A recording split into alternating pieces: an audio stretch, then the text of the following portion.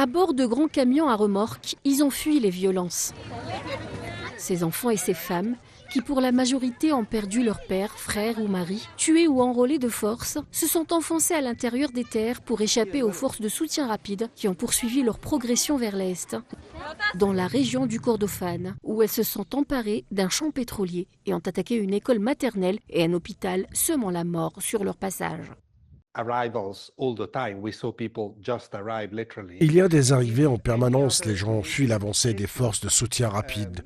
Leurs témoignages se rassemblent tous, viols, meurtres, enrôlements, forcés d'enfants, séparation des familles et vol à l'étalage. Si par exemple une autre grande ville de la région était complètement ravagée par les combats, je suis presque certain que nous assisterons à un exode encore plus important. La majorité des quelques 40 000 personnes déplacées par les dernières violences au Kordofan ont trouvé refuge dans leur propre pays.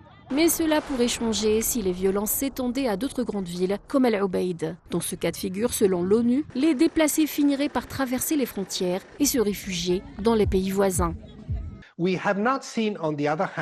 Nous n'avons pas constaté d'augmentation significative des déplacements vers le Tchad. Cela s'explique probablement par le fait que les hostilités se déplacent davantage vers le Kordofan, situé à l'intérieur du Soudan, et que les populations sont donc davantage déplacées à l'intérieur du pays. Le risque d'un exode rural demeure toutefois présent.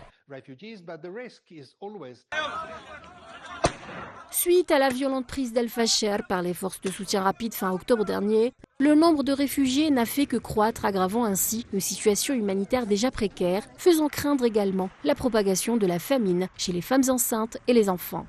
Depuis le début du conflit en avril 2023, près de 12 millions de personnes ont déjà fui leur région, dont plus de 4 millions ont franchi les frontières.